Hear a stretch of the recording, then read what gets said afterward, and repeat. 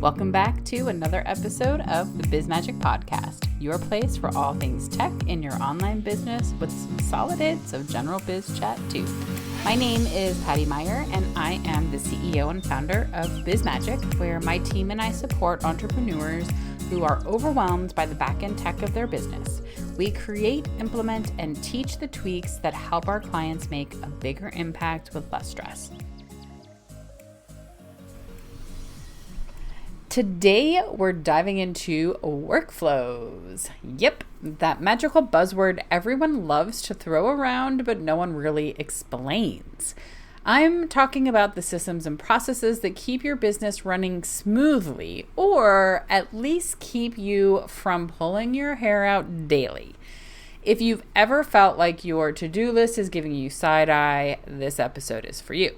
By the end of the episode, you'll walk away with 5 practical workflow tips that you can start using today. Are you ready to make some workflow magic? I know I am. All right, so let's dive in. First, let's talk about why workflows matter.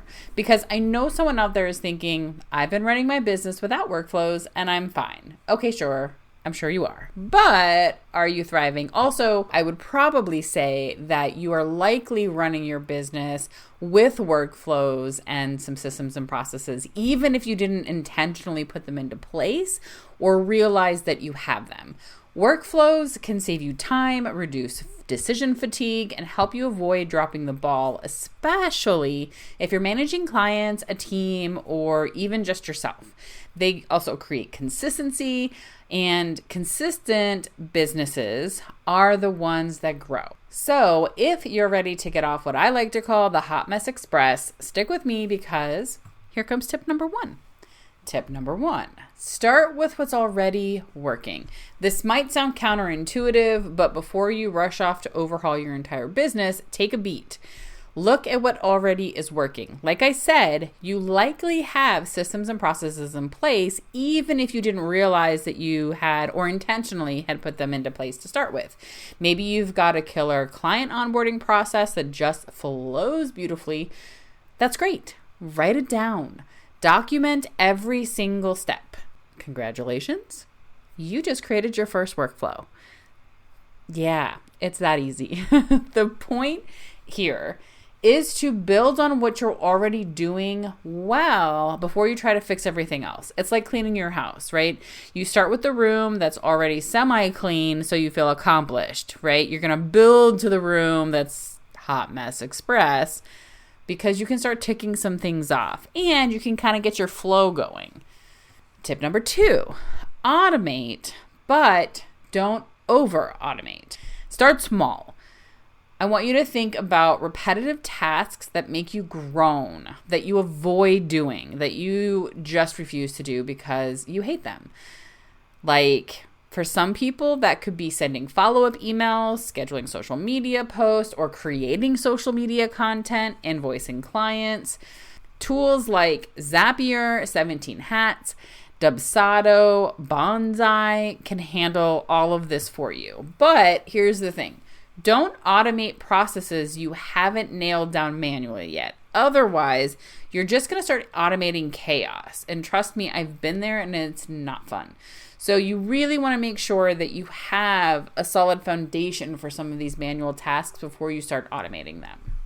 Tip number 3, batch your tasks. Batching is your new best friend.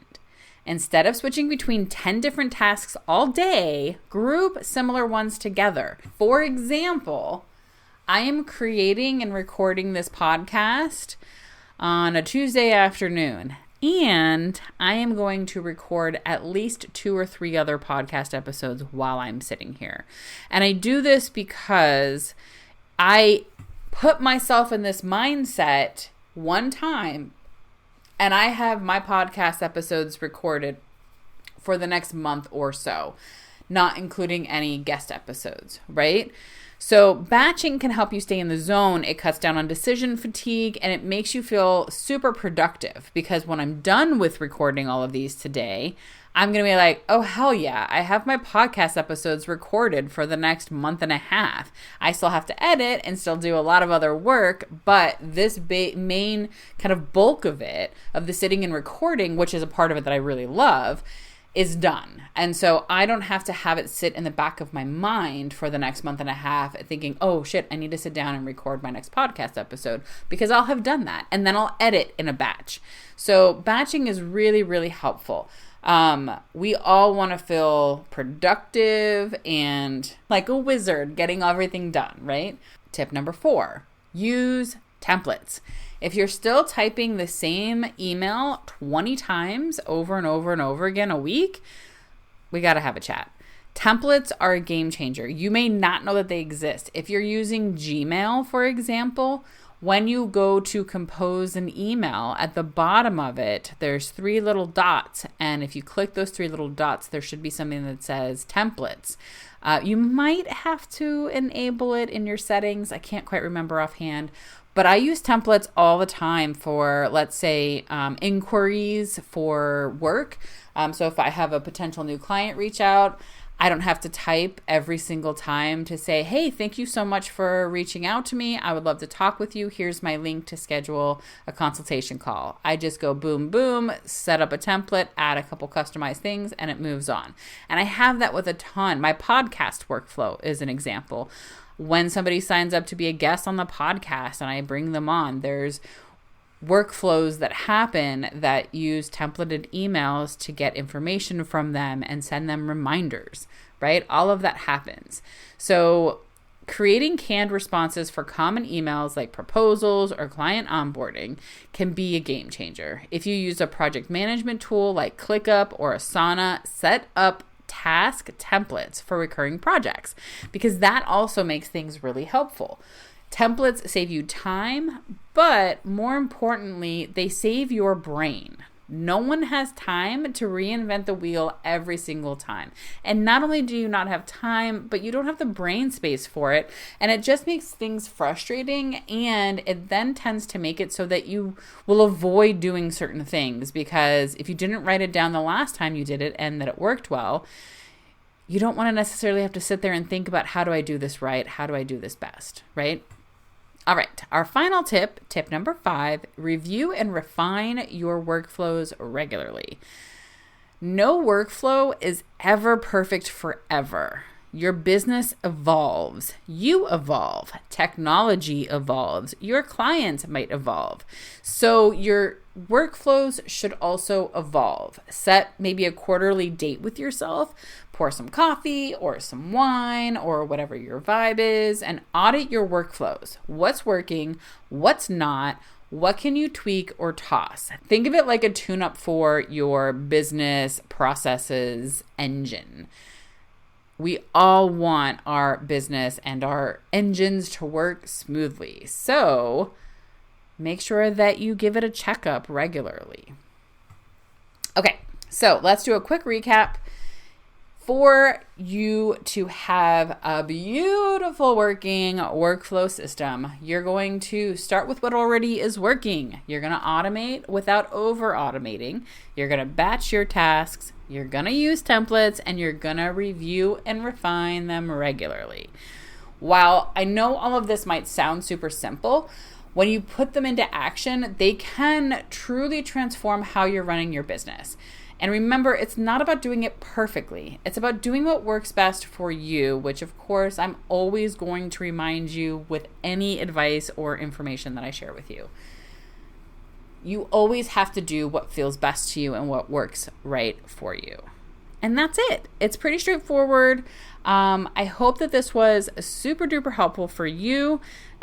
Feel free, if you have any questions about any of this, or you want to share some of the workflows that you have, or maybe some tips that you have for workflows, send me an email at patty@bizmagic.co, or you can follow me on Instagram over at BizMagicCo. And of course, we love doing this sort of stuff. So if you ever want help coming up with some processes in your business, finding the right tech to help you, automate some of your tasks or processes, feel free to reach out to us at bizmagic.co. And we have Tech Magic, which is our signature offering for tech support and basically customizable in meeting you where you are and what your needs are in your business.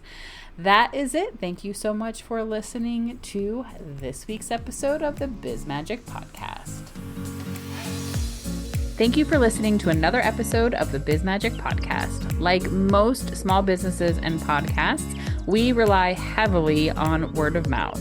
So if you like what you heard today or in any episode, please share with your friends and colleagues and rate, subscribe, and comment on your favorite podcast platform.